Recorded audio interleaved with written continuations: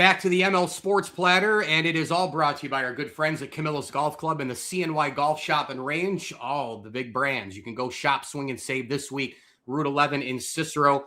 Help out. Shop local at the CNY Golf Shop and Range. What an absolute delight and an honor to have onto the program. The longtime instructor, a Houston golf great in his own right. Now this book, boy, I'll tell you, it's so good. He's the author of this, The Houston Dynasty, Tales from College Golf's Greatest Team. It is the author. It is the instructor, the former Cougar golfer himself, Jim McLean. Hi, Jim. Thanks for a few. Oh, man, that's great to be with you. I just talked to you beforehand, heard it was snowing a little this morning. It's about 84 right here, so all you right, got to come down and see us sometime. Interview over. Par for the course, as they would say in central New York, to be snowing in late April. The Houston Dynasty. How did this unbelievable, underrated, unheralded to a degree, it's probably the greatest dynasty in college sports. Some people don't know about it. How did it start? And obviously there was a pretty darn good coach right at the center of it, right, Jim? Yeah, we had a very inspirational coach, Dave Williams, who started the program, and he told people he was going to win a national championship, which they laughed at him. Houston has won 17 NCAA championships in the history of the school, 16 with the golf team. So he started it in the 50s, and he stayed with the program for about 30 years. He won 16 NCAAs and was very close in a few others. So when athletes, men and women, they play for a certain team, college pro, a certain brand, the logo, the colors, the look, it means something to be a fill in the blank, a New York Yankee, a Montreal Canadian, a Duke Blue Devil, fill in the blank with whatever, a Boston Celtic back in the day. What does it mean? Because what did it mean to be a Houston Cougar on the golf course? Well, we had a huge fraternity. We had a lot of guys that came to the University of Houston to play, and only 5 actually traveled and played in the tournaments. But anyone that played there, we tell a lot of stories when we get together. We had some great players through the years, a lot of great tour players, players that came after me. Freddie Couples came after me, Billy Ray Brown, Steve Elkington, and others. But, we just had that series of about 30 years where it just had an incredible program. And, yeah, we're really proud of what we did. The guys that came before us, the guys that were same when I was there and then afterwards. And yeah, it meant a lot to us. We still think back to the great old days at Houston. No doubt. 1968 to 1973, you were there playing for the Cougars. Since then, obviously an unbelievable career as an instructor as well. The Jim McLean Golf School, the CEO of the #1 ranked Jim McLean Golf School, of course, and author of this great book. Go get it on Amazon.com and elsewhere where books are sold, your nearby bookstores as well. All brought to you by Camillus Golf Club and the CNY Golf Shop and Range. What's really interesting to me is, some times in sports, it's about the era that you play in. And I always think about, Nadal, Federer, and Djokovic. If you're a tennis player like an Andy Murray, well, damn, you were born at the wrong time. Because if, they weren't there, you might have 7 or 8, Grand Slams. Phil and Ernie, maybe, David Duval, all these guys, maybe they have between 3 and 7 or 8. Phil still won a bunch majors, but Tiger wins 15. The era of Houston golf, I'm sure, is like that a little bit too. It's kind of Jordan-esque in terms of, Barkley, Miller, Ewing, Drexler, some of the guys, Sean Kemp, Gary Payton, who didn't win rings, and Jordan gets 6. Oh, by the way, he retired, and the Rockets win 2. Give me some other teams that probably looked at Houston and said, damn it, we were good. It was just the wrong time. I mean, because they were out there. Texas was up there too, right? Oh, Texas was great. Then they won 2 NCAAs during my time with Tom Kite and Ben Crenshaw, who 2 of the greatest players ever to play on the PGA Tour, and they were great in college. But I would say Wake Forest was really good with Lanny Watkins. Florida with Andy North won 2 U.S. Opens, and Gary Koch and Eddie Pierce. They had some great guys on these other teams, and also UCLA, Arizona State. We had a few, and Oklahoma State, which Oklahoma State's got a lot of NCAAs right now. So there were some teams.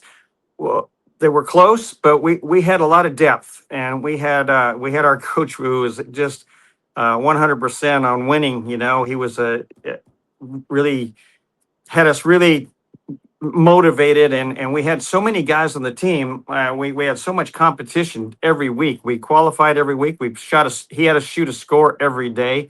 So it was all about what you shot at Houston, and then the best guys played. There's a story in this book about a certain name and a certain round, and I'll let you tell the story.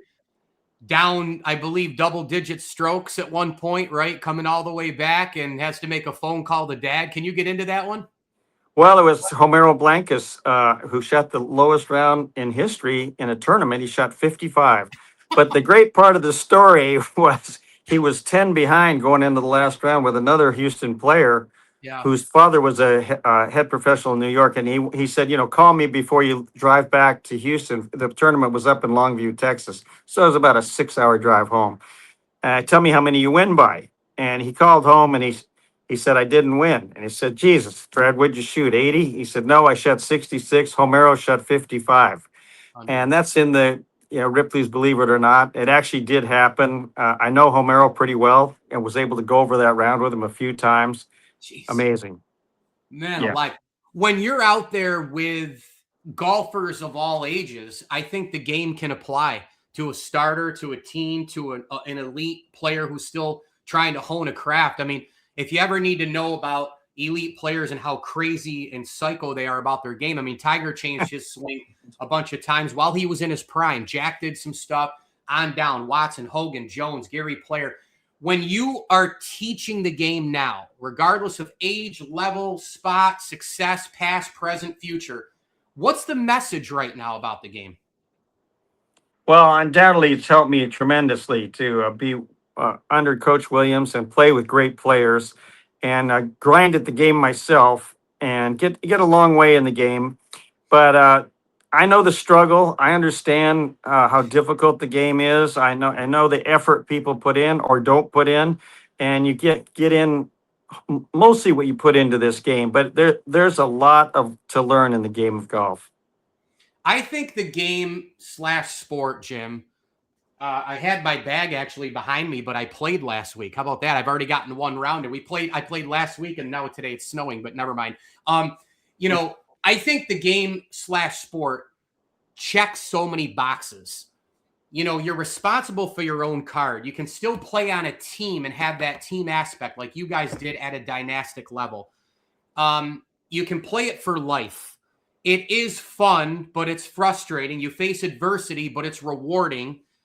You can be outside. It's healthy. You can free them. I can go on and on here.